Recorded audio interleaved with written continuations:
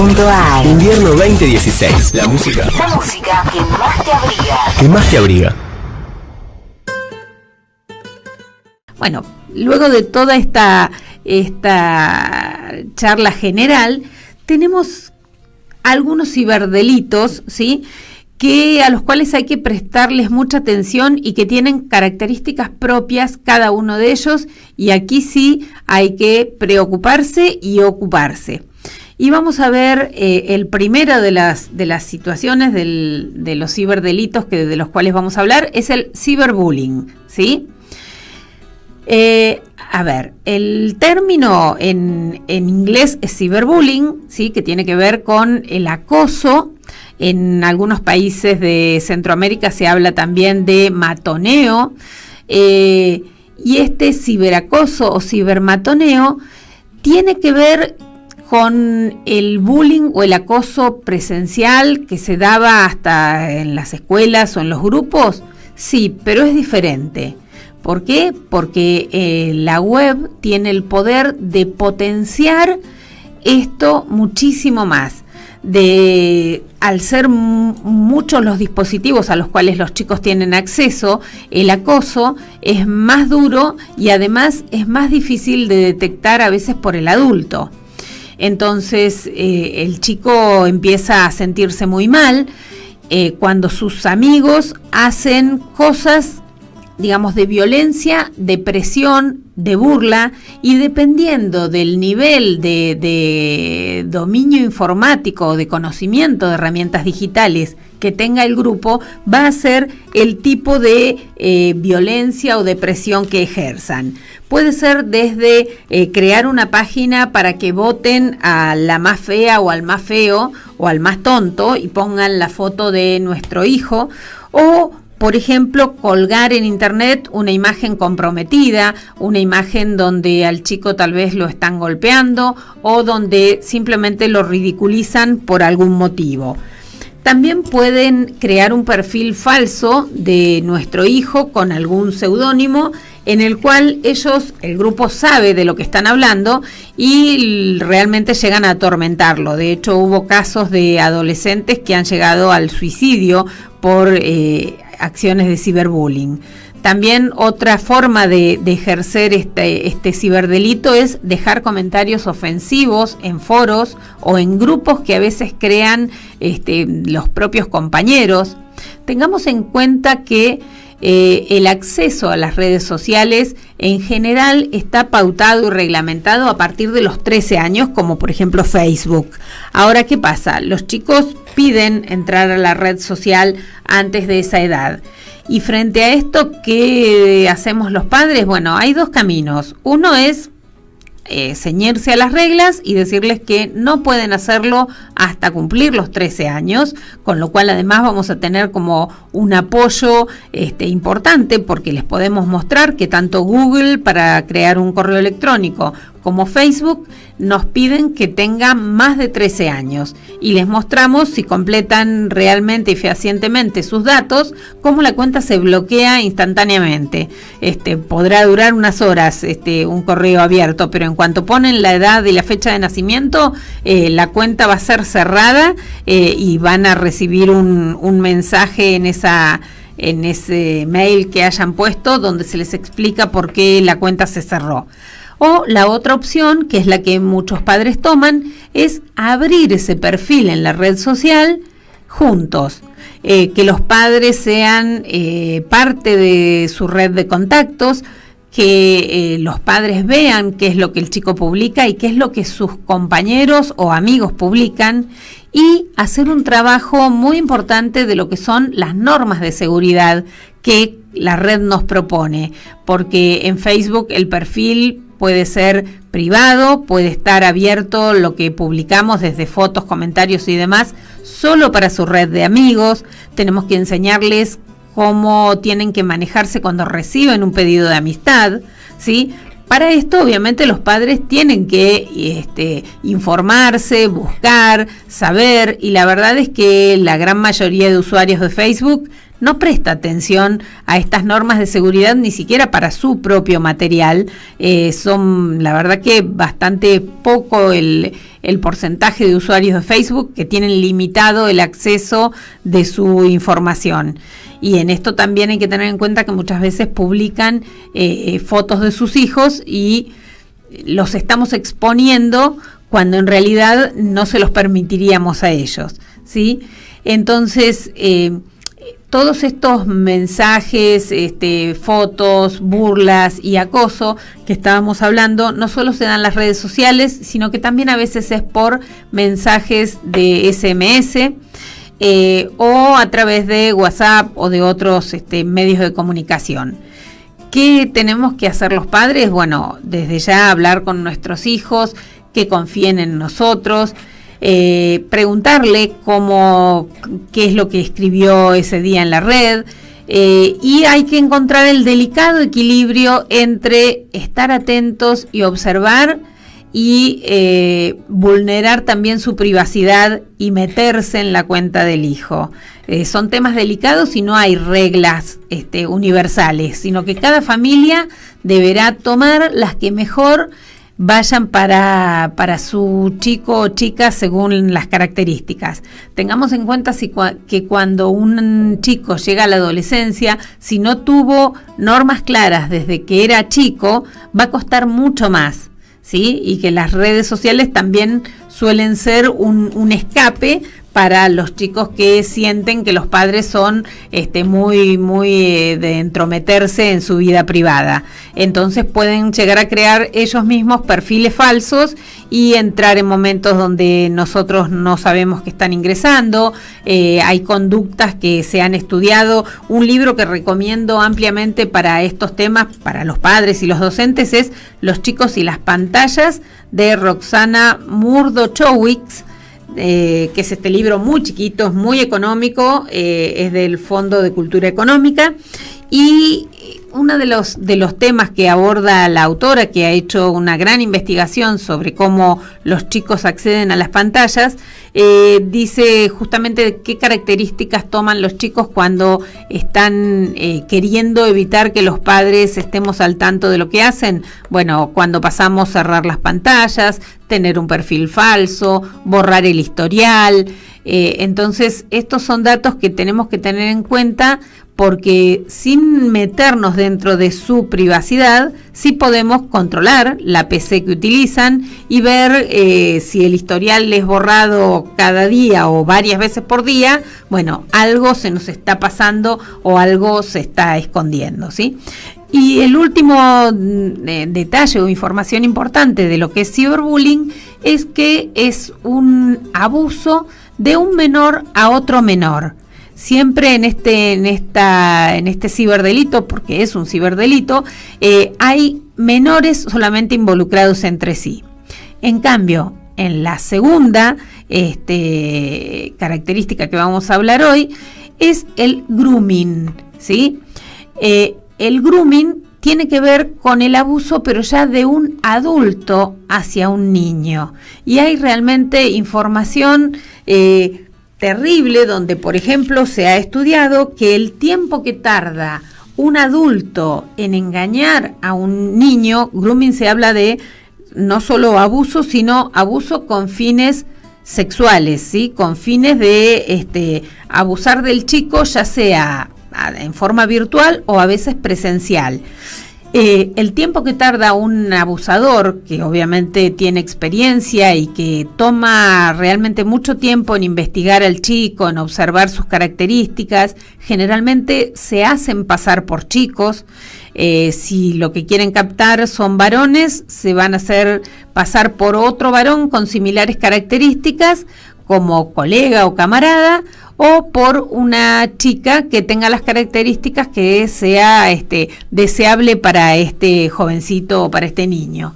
Y el tiempo que tarda, decíamos, un adulto desde que entra en contacto con el niño a veces hasta que lo obliga o lo presiona a, por ejemplo, quitarse la ropa, es un tiempo promedio de 12 minutos. Miren qué poco tiempo, en qué digamos, descuido podemos tener los padres y alguien que se está haciendo pasar por un niño o una niña pueden llegar a extorsionar a nuestro hijo.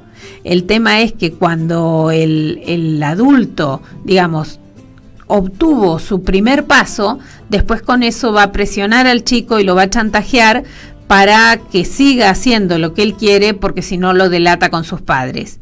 Y ahí empieza una cadena interminable de sufrimiento para la criatura, porque, digamos, no sabe qué hacer, teme decírselo al adulto.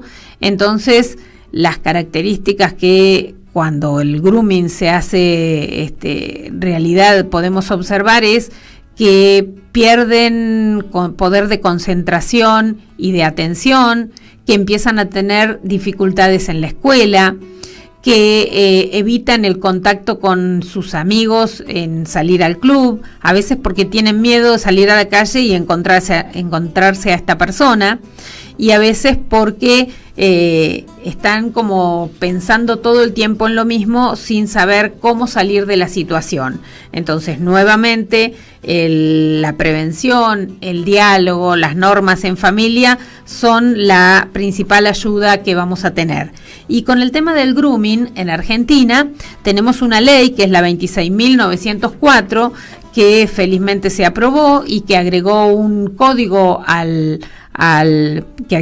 un artículo al Código Penal, que es el artículo 131, donde se establece que el abuso o la suplantación de identidad de un adulto para convencer a un niño o una niña con fines sexuales, con fines de cometer un delito, va a ser penado con entre 4 meses y 6 años, entre 6 meses y 4 años de cárcel, lo cual se está cumpliendo. Lo que pasa es que es un delito a veces muy difícil de descubrir, pero los padres tenemos que estar atentos, y también hay organizaciones que nos ayudan.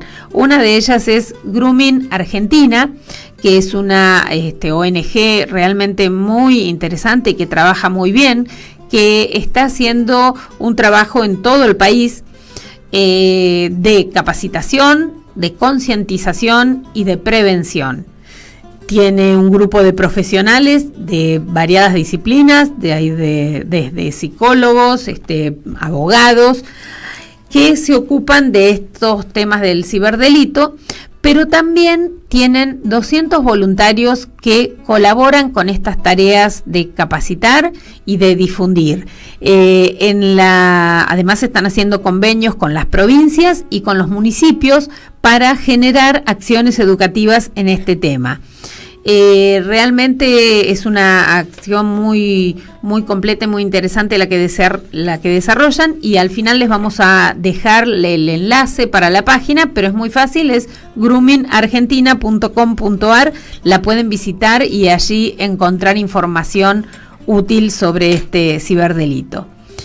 El siguiente de los temas a desarrollar es el sexting. ¿Y de qué se trata?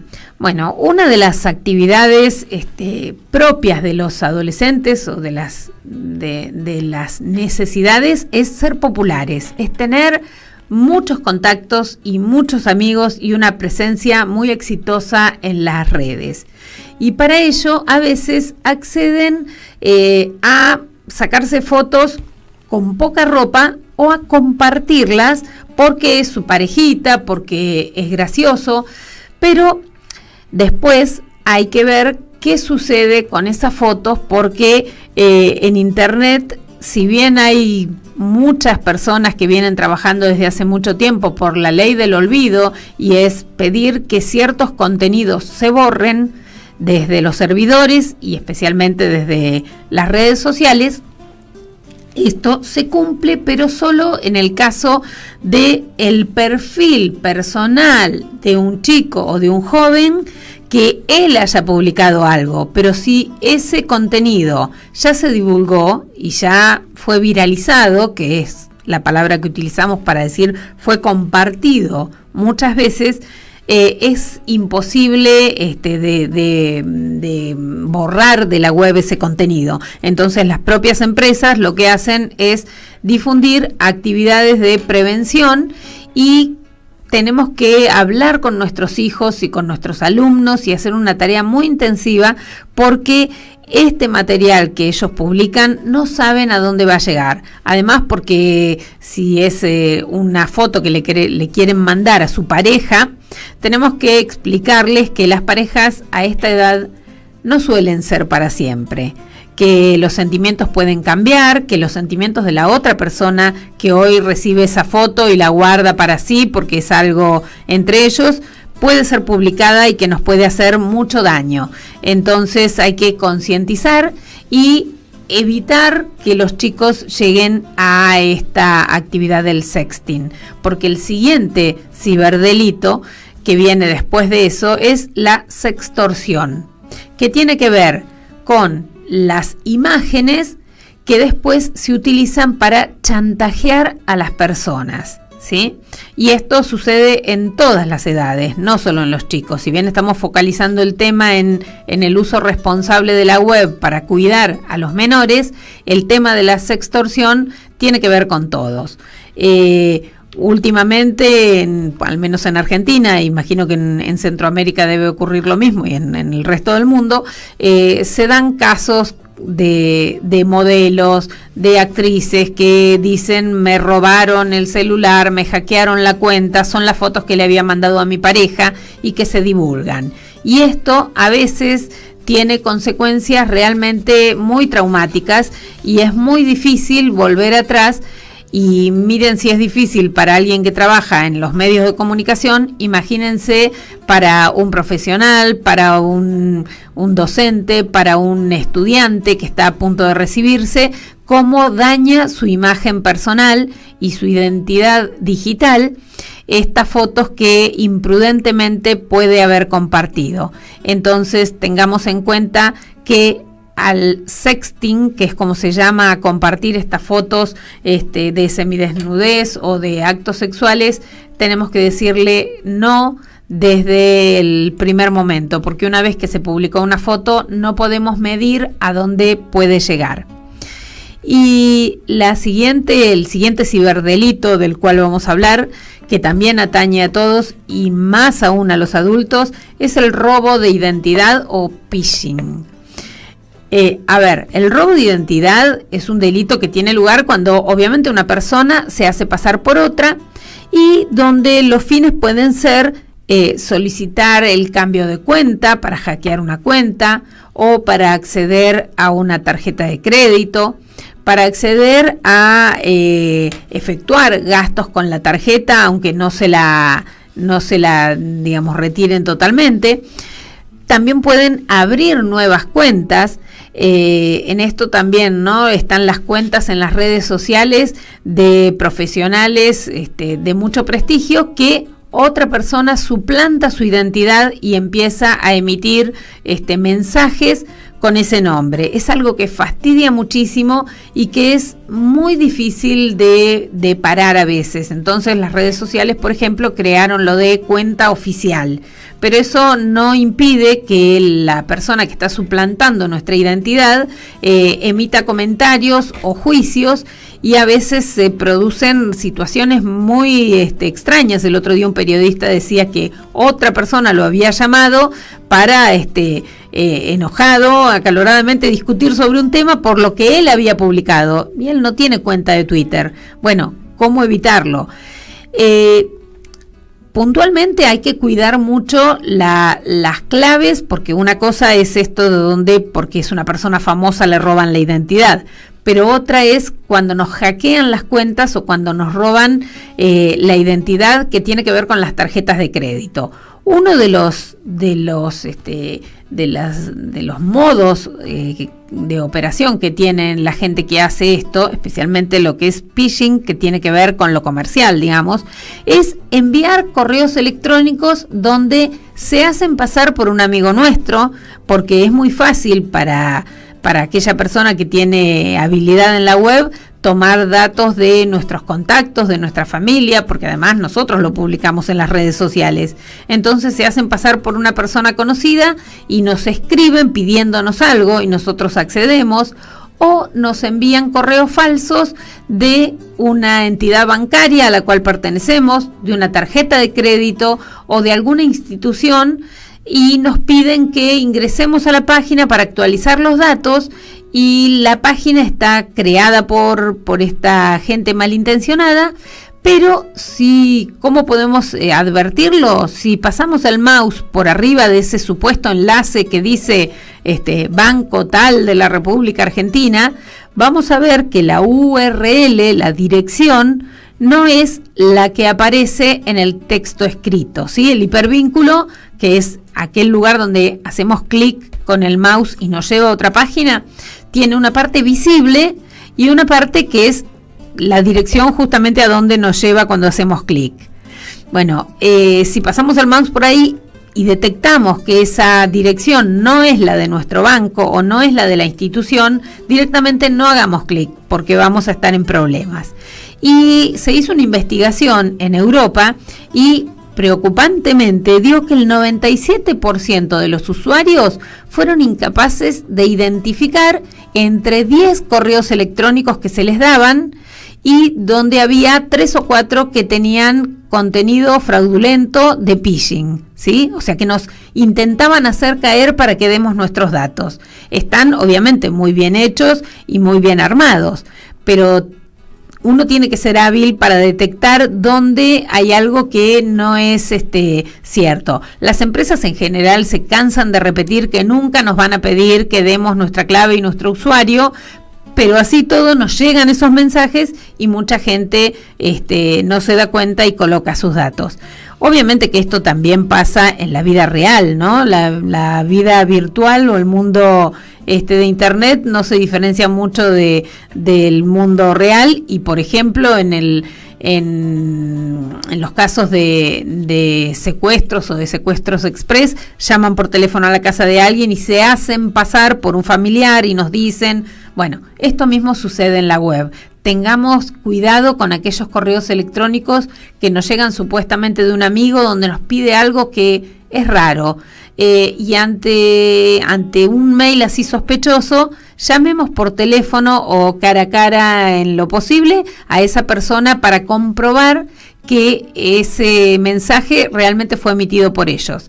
Y si no, tratemos de denunciarlo a la compañía a la cual dicen pertenecer, o tomar los recaudos de observar atentamente las URLs y las conexiones a donde nos llevan las páginas, ¿sí?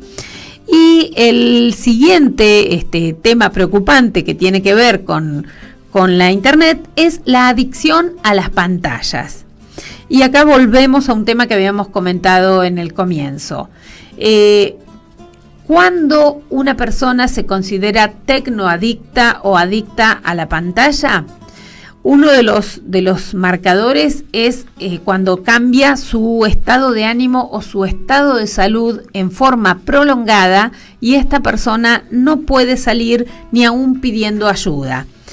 Por ejemplo, sabemos de mucha gente que empieza a tener, y vamos con algo simple y leve, dolor en la muñeca por el uso del mouse, ¿sí? Bueno, a todos nos puede pasar que en un determinado momento estamos con exceso de trabajo, con exceso de uso del mouse y de la computadora y que nos duele la mano. ¿Qué hacemos? Bueno, descansamos, es lo primero, tomar un calmante, relajarse y tratar de por unos días no utilizar el mouse, por lo menos no en una manera excesiva. Cuando una persona no puede parar, está en problemas, ¿sí?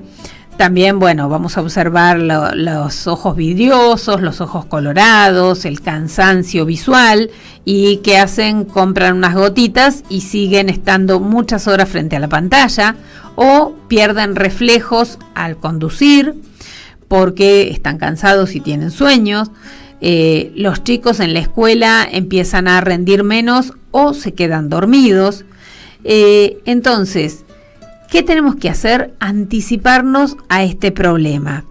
Aunque la adicción a Internet todavía no está tipificada en los manuales de enfermedades o trastornos mentales, se habla de que en el mundo hay cientos de miles de personas con problemas de adicción a Internet. Y de hecho hay ya muchísimos profesionales que los están tratando, formándose, digamos, a medida que los casos crecen, sin que todavía las convenciones médicas estén trabajando sobre el tema y emitiéndose al respecto, ¿no? Entonces, dice uno de los temas para evitar disgustos: cuando la ansiedad comienza a ser evidente, acusada y persistente, porque se crea también como un síndrome de abstinencia y una ansiedad si se corta Internet, o si me quedo sin computadora, o si estoy por un fin de semana en una actividad alejado de una conexión a Internet. Hay personas que no pueden superar esta ansiedad y que realmente se sienten muy mal, igual que con la dependencia a drogas químicas, digamos. Es algo más difícil y que hay que tratarlo, pero que puede ser observable aún, digamos, en los inicios, que es cuando es más fácil de tratar. Dice, cuando sentimos que la utilización del móvil o de la tableta regula y condiciona el modo en que funciona nuestra vida. Es decir, cuando nuestra rutina normal se ve afectada y dejamos, por ejemplo, de asistir a reuniones, empezamos a llegar tarde a todos lados porque no podíamos dejar de contestar el último mensaje o escribir en una red social, cuando empezamos obviamente a dormir menos porque estamos más horas conectados, no importa el contenido que estemos viendo, ¿sí? Cualquiera sea. Cuando nos encontramos de pronto irritables, exasperados, estos son todos indicadores de que algo está fallando. Bueno, ni que hablar que hay personas que dejan de comer o empiezan a comer solo frente a la computadora, ¿sí? Características y actitudes que antes se observaban generalmente con respecto al trabajo, ¿no? Se hablaba del adicto al trabajo o el workaholic, que eran las personas que, por ejemplo, no dedicaban tiempo a su almuerzo y comían frente a la computadora. Bueno, ahora no importa si utilizo Internet para estudiar, para trabajar o para todo a la vez o para compartir en las redes sociales. Si este tiempo que paso frente a la pantalla me impide desarrollar las actividades que eran normales, porque esto, cuando decimos la rutina, bueno, la rutina ahora de mucha gente es estar frente a la pantalla todo el tiempo posible. Incluso, bueno, hay casos donde hay chicos que dejan de salir de su cuarto, de su habitación, salvo lo mínimo indispensable para ir a la escuela, y que cuando llegan se vuelven a encerrar. En un momento parece como más tranquilo, pero hay que tener en cuenta que hay algo preocupante. Bueno, para cerrar este tema, tanto con adultos como con chicos, tenemos que tener en cuenta que todo lo que subimos a la web es público, que la privacidad debemos cuidarla nosotros antes de subir el material, porque una vez que lo subimos es difícil que podamos seguirle el rastro y evitar que sea compartido y viralizado. Lo siguiente y elemental, no dar nunca datos personales en la web, ¿sí? Más que, obviamente, si estamos haciendo una compra en un sitio que está autorizado y que tiene un candadito pequeñito en la barra de tareas inferior generalmente, y nos dice que es un sitio seguro y tiene un icono, pero la verdad es que son, salvo los de e-commerce reconocidos, ¿sí? Mercado Libre, PayPal, eBay, Amazon, el resto y incluso con esas páginas suelen hacer phishing porque nos mandan mail diciendo que actualicemos los datos de nuestra cuenta. No hay que dar datos personales nunca. Tengamos en cuenta las fotos que subimos, los datos que damos, ¿sí? No todas las fuentes en Internet son confiables para todo tema, y como en la vida real siempre hay gente con malas intenciones. Y lo último, vamos a compartir un breve testimonio de un caso de robo de identidad real que fue tomado de una radio online de contenidos libres, que realmente es muy conmovedor. Campaña 16 días de activismo contra la violencia de género, violencia digital. Hola, he decidido acercarme a este grupo de ayuda porque no sé qué hacer. Mi vida privada de pronto se vio invadida por otros. He sido expuesta de manera sexual en las redes sociales y me han hecho mucho daño a mí, a mi familia y a mi futuro. Te cuento. Hace unos años salí con un tipo que decía quererme. Se portaba cariñoso, amable, estaba siempre atento a lo que yo necesitara. Me hizo sentir a gusto. Por un momento pensé que sería la persona con la que compartiría mis sueños y entonces decidí compartir mi vida íntima con él. Pero las cosas no funcionaron. Algo pasó que se alejó. No logré entender por qué. ¿Por qué dejé de ser lo más importante para él? Yo seguí con mi vida hasta que comenzó el tormento para mí. Estaba a punto de casarme, logré terminar una carrera y tener un buen trabajo, cuando comenzaron a llegarme correos electrónicos hablándome de algo que no entendía. Mi ex usó mi correo electrónico para chantajear a mi familia y jefes. Nunca me di cuenta que me grabó teniendo relaciones sexuales con él, mostrando mi cuerpo y mi rostro. Me despidieron del trabajo, mi prometido me abandonó y en la calle siento que todos murmuran a mi paso.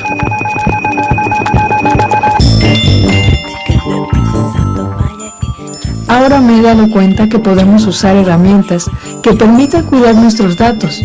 Yo decidí compartirlo con ustedes para hacer una red de apoyo. No quiero que otras mujeres pasen lo mismo que yo.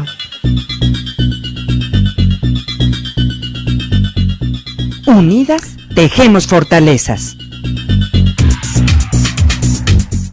Una producción Bien. de Palabra Radio. Este testimonio realmente impactante, es un testimonio real y como no queremos que nos pase ni a nosotros, ni a nuestros alumnos, hijos, familiares y amigos, demos a conocer este material y prestemos mucha atención, diálogo, prevención y atención. Saludos y nos vemos la semana que viene.